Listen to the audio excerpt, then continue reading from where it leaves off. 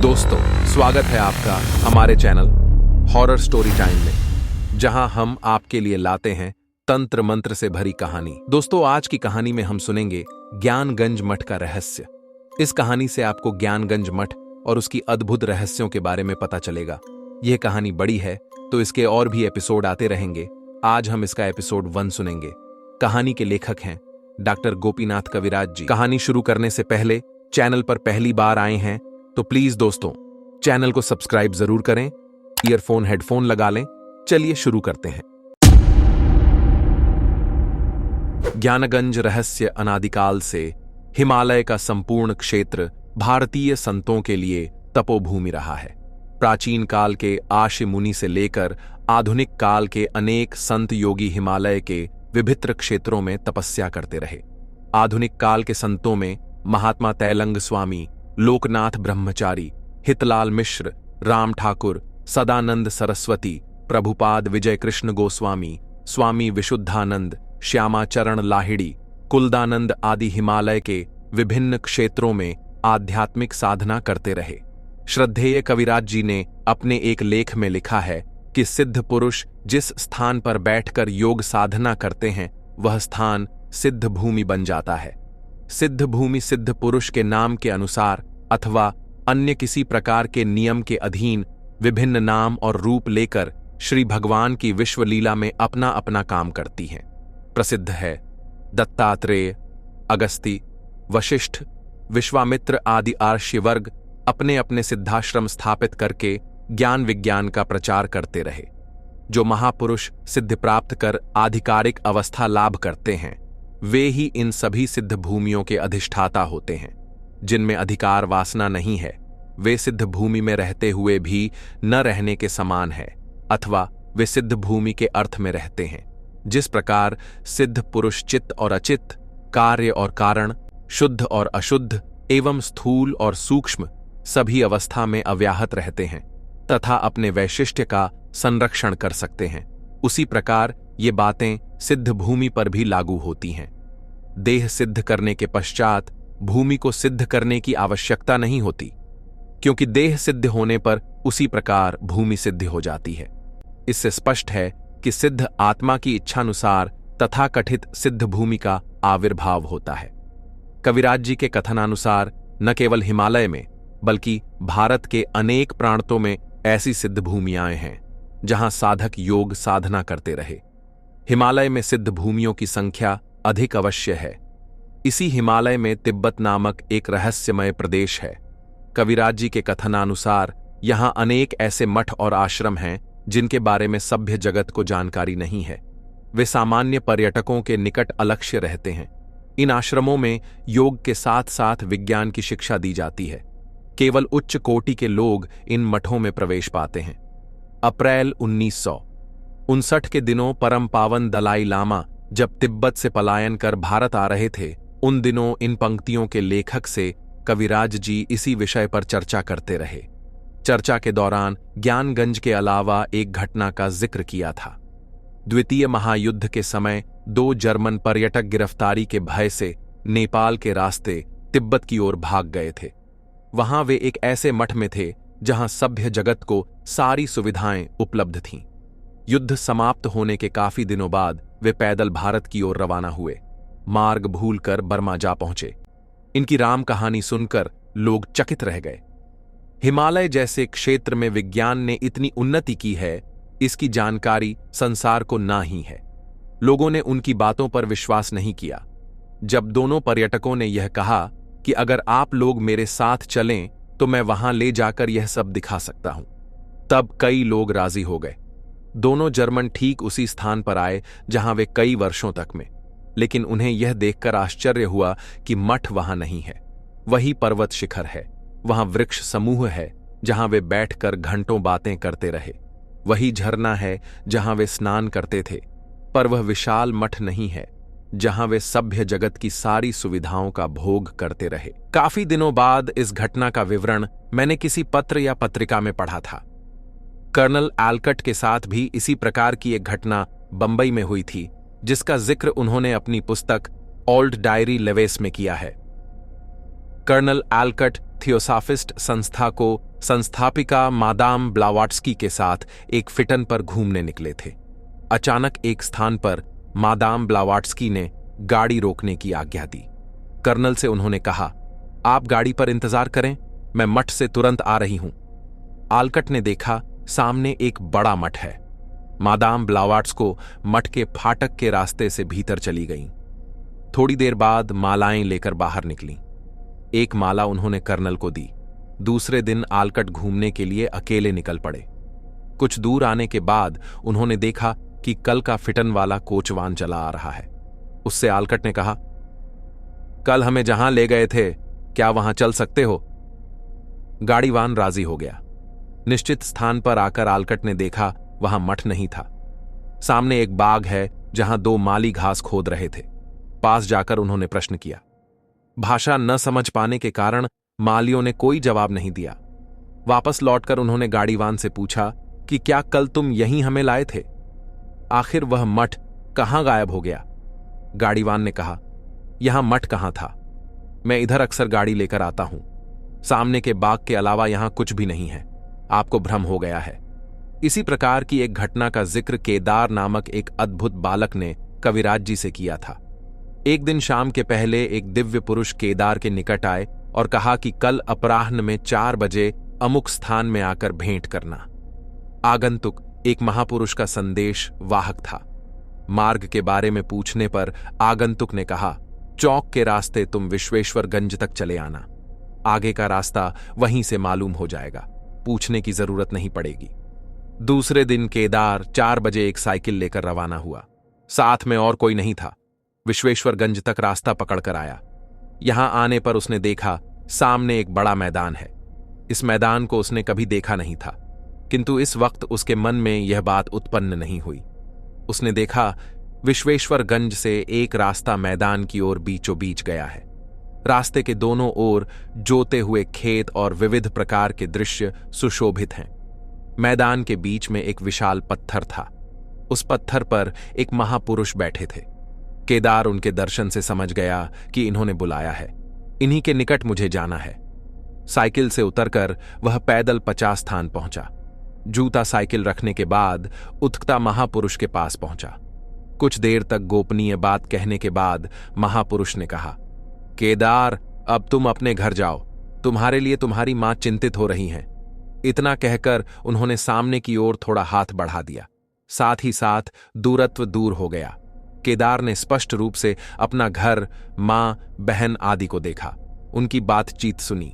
केदार ने पूछा कि इस वक्त हम लोग कहां हैं? महापुरुष ने कहा, इस वक्त हम ऐसे स्थान पर हैं जहां से विश्व का प्रत्येक स्थान अत्यंत सन्निकट दिखाई देता है। यह कहकर उन्होंने हाथ हिलाया और सारा दृश्य गायब हो गया। केदार ने महात्मा जी को प्रणाम किया और इसके बाद साइकिल उठाकर पहले वाले रास्ते पर चलने लगा।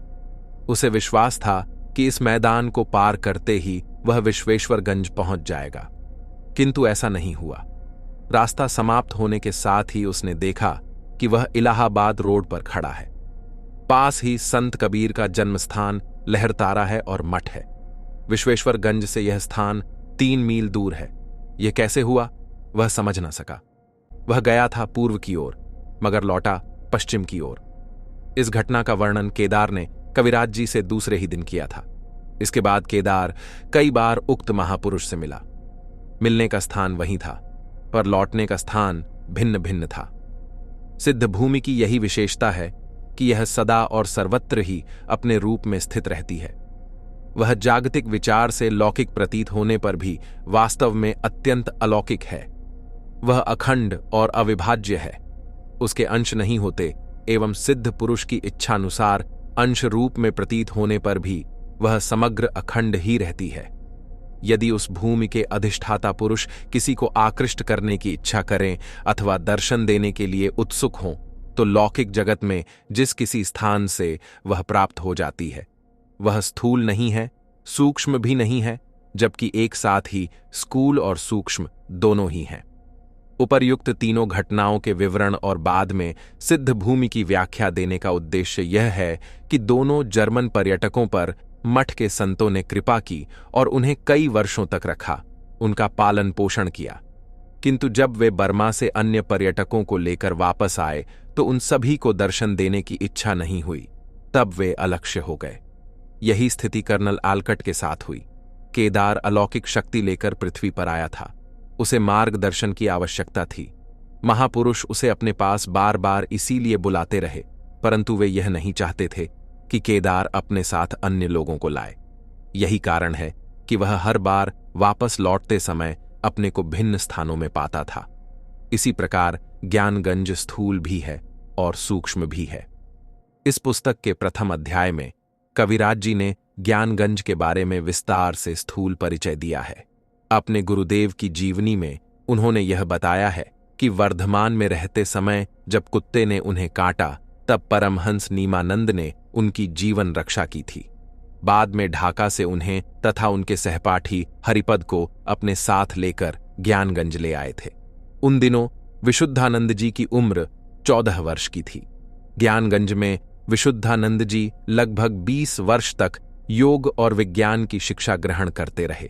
महर्षि महातपा ने उन्हें शिष्य बनाकर शक्ति संचार किया था। परमहंस श्यामानंद सूर्य विज्ञान और परमहंस भृगुराम योग की शिक्षा देते रहे। ज्ञानगंज में प्रथम बार पहुंचने पर विशुद्धानंद जी ने जो दृश्य देखा उसका वर्णन विस्तार से इस पुस्तक में है। प्राकृतिक परिवेश, आश्रम के निवासियों का परिचय, परम गुरु महातपा के निवास स्थान के बारे में, दीक्षा की घटना आदि। इन बातों से यह स्पष्ट है कि ज्ञानगंज नामक स्थान स्थूल रूप से तिब्बत के किसी विशेष स्थान पर है। वहां साधारण व्यक्ति नहीं पहुंच पाते। केवल योगैश्वर्य संपन्न योगी या उच्च कोटि के साधक ही जा सकते हैं। कविराज जी, जो कि स्वयं ज्ञानगंज के चमत्कारों को प्रत्यक्ष रूप से देख चुके थे, फिर भी इस पुस्तक में उन्होंने उसका परिचय सर्वत्र सूक्ष्म रूप से दिया है।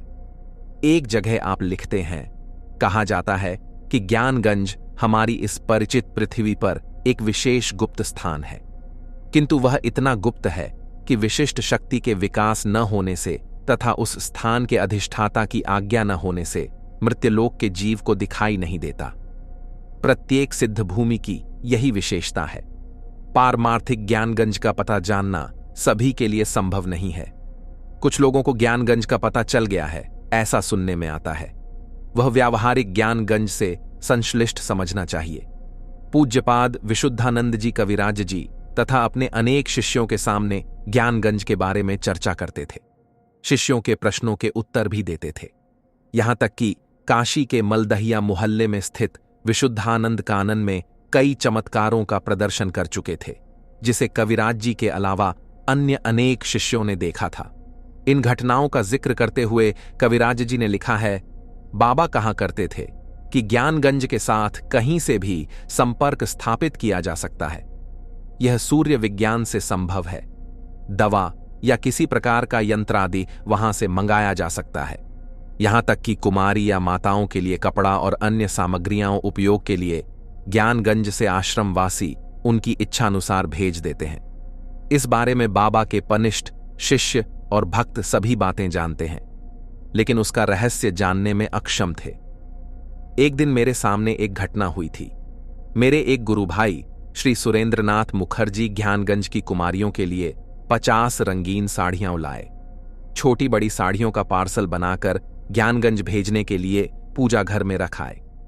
मैंने बाबा से पूछा, क्या आप इन साड़ियों को ज्ञानगंज भेजेंगे? बाबा ने कहा, हां। मुझे अपार कौतूहल हुआ। मैंने पूछा, कैसे भेजेंगे? उन्होंने कहा, इसी रूप में भेज दूंगा, तुम लोग जरा बैठो तब समझ पाओगे। इतना कहने के बाद उन्होंने पूजा घर का दरवाजा बंद कर दिया। आधा घंटा बाद दरवाजा खुलने पर हम लोगों ने भीतर प्रवेश किया। उन्होंने कहा, देखो, कपड़ों के सभी बंडलों को ज्ञानगंज भेज दिया। हम लोगों ने साश्वर्य देखा। घर के भीतर कपड़ों के सभी बंडल गायब थे। काशी में मलदहिया स्थित विशुद्धानंद कानन आश्रम में विज्ञान मंदिर या सूर्य मंदिर है। वहां 2 तल्ले पर बैठे किसी उत्सव के उपलक्ष्य में उपस्थित शिष्यों को समझा रहे थे। ठीक इसी समय मेरे एक गुरु भाई कलकत्ता निवासी श्री अक्षय कुमार दत्तगुप्त आए। इन्हें सूर्य विज्ञान सीखने की इच्छा बहुत दिनों से है।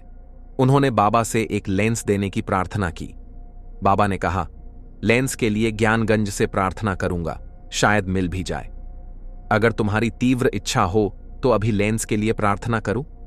दत्तगुप्त ने कहा, अगर इस समय मिल जाए तो अच्छा हो, सब आपकी कृपा है। बाबा कुछ देर चुप रहे, फिर एक झटका दिया। उनके हाथ में एक लेंस आ गया। उन्होंने कहा, तुमने यही लेंस मांगा था। कहकर उन्होंने लेन्ना दे दिया। सन 1935 ईस्वी में मलदहिया स्थित आश्रम में नवमुंडी माह की प्रतिष्ठा हुई। इस नवमुंडी की सजावट की जिम्मेदारी कई भक्तों को दी गई थी। मेरे गुरु भाई डॉक्टर शोभाराम के जिम्मे सारी जिम्मेदारी दे दी गई थी। फर्श पर बिछाने के लिए सिल्क की 4 चादरों की जिम्मेदारी मुझे दी गई थी, जिसकी कीमत 80 रुपये थी। डॉक्टर शोभाराम को 10-10 रुपये के 8 नोट देने के लिए मैं आवम में गया। उस समय तीसरा पहर था। कई गुरु भाई वहीं बैठे थे। डॉक्टर शोभाराम भी थे। मेरी इच्छा हुई कि रुपयों का लिफाफा बाबा के हाथ में दे दें। बाद में बाबा इस लिफाफे को डॉक्टर शोभाराम को दे देंगे। यह सोचकर मैंने लिफाफा बाबा को दिया। मेरी बगल में डॉक्टर शोभाराम बैठे थे। मैंने कहा, नवमुंडी आसन के फर्श पर बिछाने के लिए चादरों के 80 रुपये हैं। बाबा ने कहा, एक चादर की कीमत 80 रुपये? इतनी महंगी?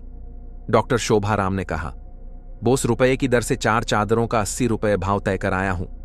बाबा ने कहा, बड़े महंगे हैं, इतने चादर क्या होंगे, एक काफी है।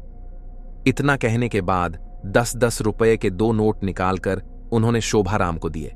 शेष रकम मुझे वापस करते हुए बोले, रुपयों का अपव्यय नहीं करना चाहिए। मैंने कहा, ये रुपये सत्कार्य के लिए ले आया था, अतएव वापस ले जाने की विचार नहीं है। अन्य किसी धार्मिक कार्य में लगा दीजिएगा। बाबा ने कहा, ऐसा नहीं हो सकता, क्योंकि ज्ञानगंज से प्रतिवाद किया जाएगा, अतएव ज्ञानगंज से आदेश और राय लेनी होगी। इतना कहकर वे भीतर गए और कुछ देर बाद वापस आकर बोले, ठीक है, ये रुपये उमा भैरवी ज्ञानगंज के लिए ले जाएंगी। मैंने कहा, तब इन रुपयों को आप ही दे दीजिएगा। बाबा ने कहा, ना ना, मैं क्यों देने जाऊंगा, स्वयं भैरवी मां तुम्हारे हाथ से ले जाएंगी। जाड़े के दिन थे। चादर ओढ़कर बैठा था। बाबा के आदेशानुसार रुपये के लिफाफे को मुट्ठी में कसकर पकड़े, चादर के नीचे छिपाए बैठा उत्सुकतापूर्वक प्रतीक्षा करने लगा। इसके बाद मैंने बाबा से पूछा, ये रुपये कितनी देर में भैरवी माता से जाएंगी? मैंने कहा, तब इन रुपयों को आप ही दे दीजिएगा। बाबा ने कहा, ना ना, मैं क्यों देने जाऊंगा, स्वयं भैरवी मां तुम्हारे हाथ से ले जाएंगी। जाड़े के दिन थे। चादर ओढ़कर बैठा था। बाबा के आदेशानुसार रुपये के लिफाफे को मुट्ठी में कसकर पकड़े, चादर के नीचे छिपाए बैठा उत्सुकतापूर्वक प्रतीक्षा करने लगा। इसके बाद मैंने बाबा से पूछा, ये रुपये कितनी देर में भैरवी माता से जाएंगी? बाबा ने कहा, अभी तुरंत। इसके बाद बाबा ने मुझसे पूछा, कुछ अनुभव हुआ? मैंने कहा, स्पंदन के अलावा कुछ भी अनुभव नहीं हुआ। उन्होंने कहा, जरा लिफाफा खोलकर देखो। मैंने चादर के नीचे से लिफाफा बाहर निकाला। देखा, जैसा बंद था वैसा ही है, पर उसके भीतर रुपये नहीं हैं। लिफाफे से सुगंध आ रही थी। इस लिफाफे को काफी दिनों तक सुरक्षित रख छोड़ा था। कविराज जी के इन अनुभवों से यह स्पष्ट हो जाता है कि वस्तुतः ज्ञानगंज स्थूल रूप में है, पर उसे विशिष्ट व्यक्ति देख सकते हैं। इस पुस्तक में जगह जगह ज्ञानगंज का स्थूल रूप में वर्णन करने पर भी उन्होंने सूक्ष्म ही सिद्ध किया है। पूज्यपाद विशुद्धानंद जी से उनके शिष्य यदा कदा अपने कौतूहल को मिटाने के लिए ज्ञानगंज के बारे में सवाल करते थे।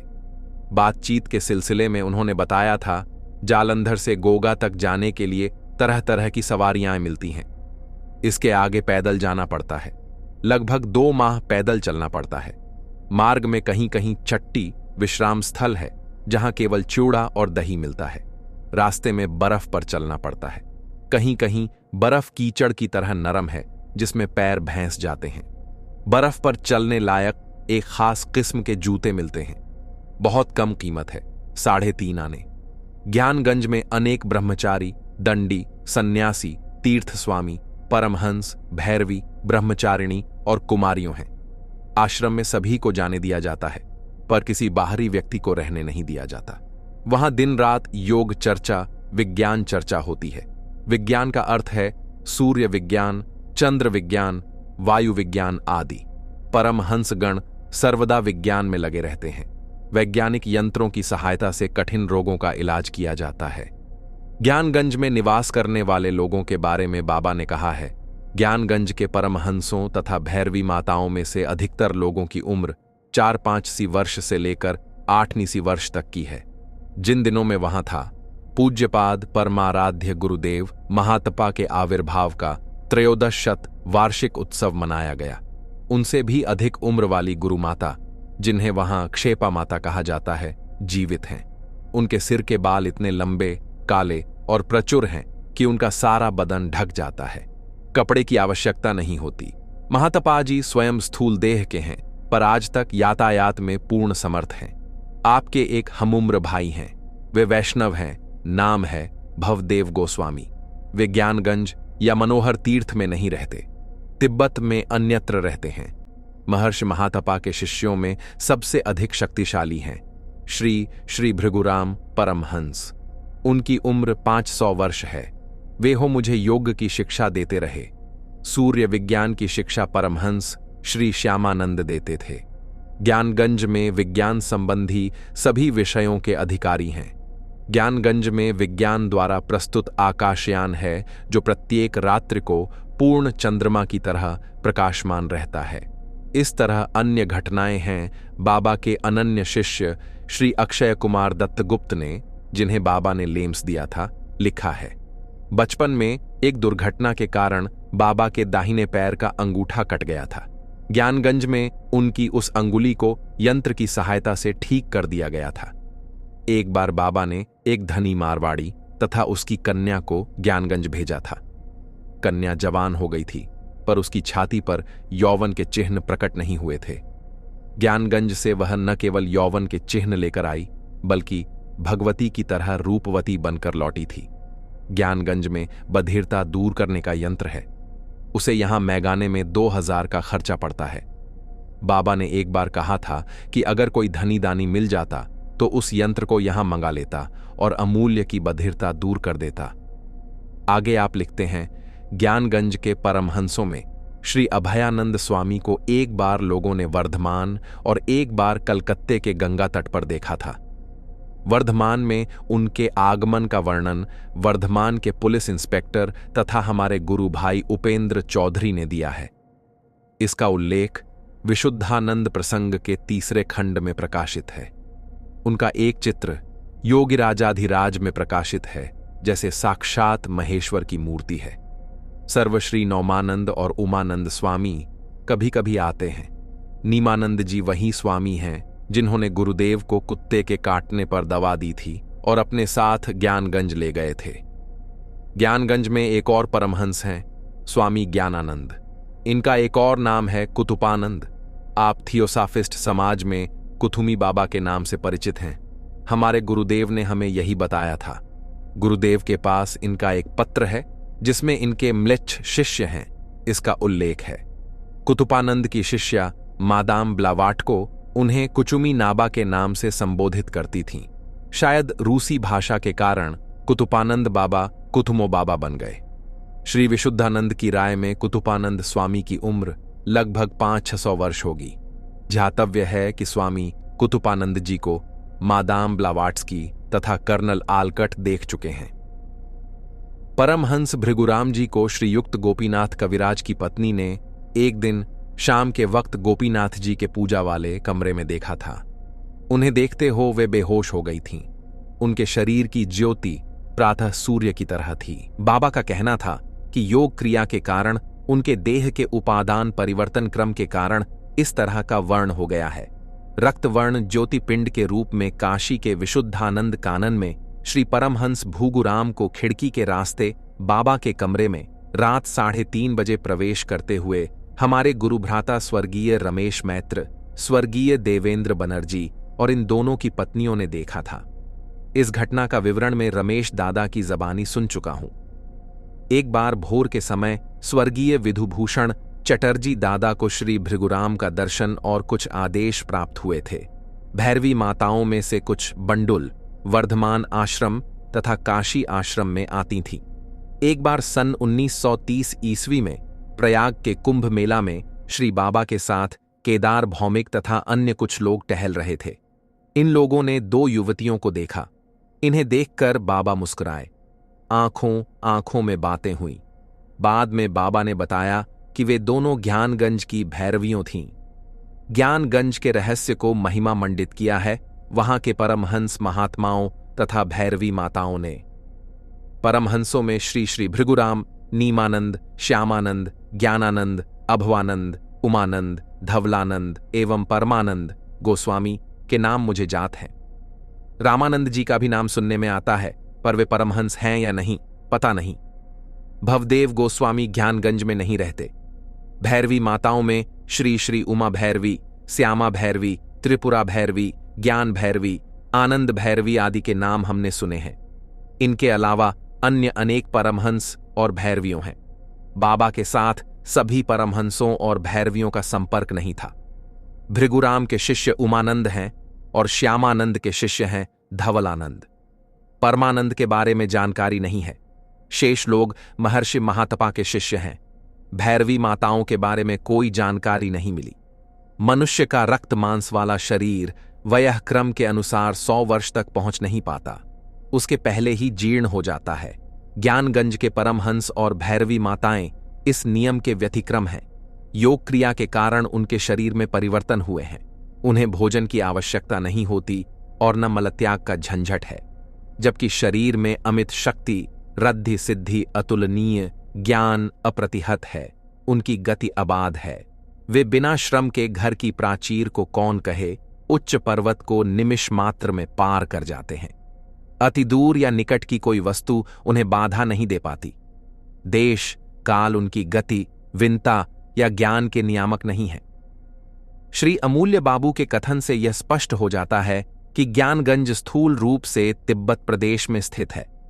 कविराज जी ने ब्रह्मांडोनो भेद नामक गुजराती पुस्तक से उद्धरण देते हुए यह बताया है कि वहां विभिन्न प्रांतों के लोग गए थे। इस पुस्तक में श्री राम ठाकुर से हुई बातचीत का पूर्ण विवरण प्रकाशित है। श्री ठाकुर हिमालय स्थित कौशिक आश्रम में एक अरसे तक थे। इस आश्रम के बारे में कविराज जी का अनुमान है कि वह ज्ञानगंज जैसा एक आश्रम है। विशुद्धानंद जी के पास ज्ञानगंज से अक्सर पत्र आते थे। उन सभी पत्रों को कविराज जी ने प्रकाशित कराया है, जिससे साफ जाहिर होता है कि स्थूल रूप से ज्ञानगंज है, जहां से कई परमहंस बराबर विशुद्धानंद जी को पत्र भेजते हुए महर्षि महातपा तथा भृगुराम परमहंस का आदेश लिखते रहे। फिर भी कविराज जी लिखते हैं, सिद्धाश्रम साधारण लौकिक आश्रमों की तरह नहीं है। यह सामान्य लोगों को दिखाई नहीं देता। तिब्बती लोग, परिव्राजक या पर्यटकों को इसका पता नहीं चलता। इस वजह से कोई सन्यासी, भारतीय या पर्यटक, विदेशी इस ज्ञानगंज की सिद्ध भूमि से परिचित नहीं है और उसके बारे में विवरण पाना संभव नहीं है। स्थूल भूमि में अवस्थित रहने पर भी वह भीतिक स्थान नहीं है। वास्तव में वह जिस प्रकार स्थूल नहीं है, ठीक उसी प्रकार सूक्ष्म भी नहीं है। दूसरी ओर स्थूल और सूक्ष्म दोनों ही है।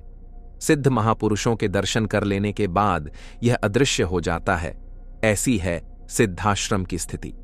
स्थूल दृष्टि से स्थूल है तो सूक्ष्म दृष्टि से सूक्ष्म, इसीलिए समन्वय युक्त है। अनेक लोग या व्यक्ति स्थूल दृष्टि से इसकी खोज में जाते हैं और व्यर्थ का चक्कर काटकर वापस आते हैं। आश्रम के अधिकारियों को आज्ञा बिना वहां जाना असंभव है। दर्शन करना दूर की बात है। अंत में कविराज जी ने भी ज्ञानगंज के स्थूल रूप को स्वीकार किया है।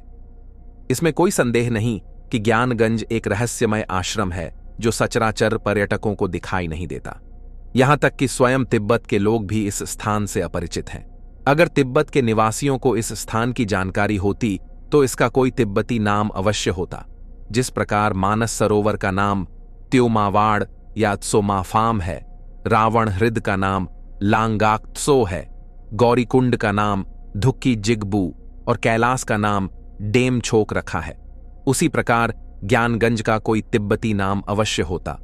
इससे यह स्पष्ट है कि ज्ञानगंज स्थूल होते हुए भी सूक्ष्म है। कविराज जी इसी पुस्तक में एक जगह लिखते हैं, यह सिद्ध स्थान तिब्बतीय गुप्त योगियों की भाषा में ज्ञानगंज के नाम से प्रसिद्ध है। ज्ञानगंज की चर्चा करते समय यह स्मरण रखना चाहिए कि यह स्थान साधारण भौगोलिक स्थान नहीं है। यद्यपि यह गुप्त रूप से भूपृष्ठ पर विद्यमान है, तथापि इसका वास्तविक स्वरूप काफी दूर है। भौम भूमि संबंधी ज्ञानगंज कैलाश के आगे ऊर्ध्वम में स्थित है, फिर भी वह साधारण पर्यटकों की गतिविधि से अतीत है। ज्ञानगंज के बारे में काफी उत्सुकता और कौतूहल शिष्यों में था। काशी हिंदू विश्वविद्यालय के प्रोफेसर जीवन शंकर याजिक पुस्तकालय से तिब्बत का बृहद मानचित्र मंगाकर ज्ञानगंज की तलाश करते रहे, लेकिन इसका पता उन्हें नहीं लगा। ये विस्मय की बात नहीं है। मानचित्रों में राजनीति और भौगोलिक विवरण नहीं रहता। ज्ञानगंज इस श्रेणी में नहीं आता। अंत में श्री अक्षय कुमार दत्तगुप्त के विचार को पढ़ लेना आवश्यक है, जिसकी पूर्ति कविराज जी ने इस पुस्तक के माध्यम से की है। दत्तगुप्त जी लिखते हैं, ज्ञानगंज की आध्यात्मिक सत्ता के विषय में हम लोग बाबा की जबानी सुनते रहे। कहीं हम गलत समझ न बैठें, इसलिए विस्तार से नहीं कहते थे। इस विषय पर हृदयंगम करने के अधिकारी के रूप में उन्हें श्रीयुक्त गोपीनाथ कविराज प्राप्त हुए थे। से जितने गंभीर विद्वान हैं, उतनी ही उनमें मनीषा है और साथ ही उनमें क्रियाबल है। इसलिए उनके निकट ही तत्वकथा प्रकट करते रहे, अन्य किसी के आगे नहीं। भविष्य में उनके द्वारा हम बहुत कुछ प्राप्त कर सकेंगे। दत्त गुरु जी की इस आकांक्षा की पूर्ति इस कहानी के माध्यम से श्रद्धेव कविराज जी ने की है। इसमें ज्ञानगंज की आध्यात्मिक व्याख्या विस्तार से की गई है। यद्यपि वे ज्ञानगंज के बारे में सारी बातें जानते थे, पर उसका स्थूल परिचय उन्होंने इसलिए नहीं दिया ताकि लोग उत्सुकतावश उस स्थान तक जाकर निराश न लौटें। ज्ञानगंज के बारे में अनेक कहानी सुनने वाले को उत्सुकता है, उसकी निवृत्ति इस कहानी से अवश्य हो जाएगी। दोस्तों, एपिसोड 1 यहां समाप्त होता है। पिछली वीडियो में जिन्होंने लाइक कमेंट किया था उनका नाम है US तिवारी, हर्ष तिवारी लोहारी, सिरसा प्रयागराज, राजा राम राजपूत झांसी, कृष्णा कुमार गुप्ता कोलकाता, पंकज कुमार मुजफ्फरपुर बिहार, हिम्मत Singh Thapa Nepal, Deshraj Punjab, Sameer UP, Deepak Kumar UP Etawah, कोसेश्वर Sahu Raipur Chhattisgarh, SK Jindal Punjab, Manoj Yadav Banka Bihar, Ganesh Prasad Alwar Rajasthan, Kamal Nayan Mishra Jamshedpur, जय श्री किनकर पुणे, राजेश आलंबन रोहतक हरियाणा। दोस्तों, अगर आप भी चाहते हैं आपका नाम वीडियो में लिया जाए तो कमेंट लाइक जरूर करें और चैनल पर न्यू हैं तो सब्सक्राइब जरूर करें। मिलते हैं नेक्स्ट एपिसोड में, तब तक अपना ख्याल रखें। Thank you.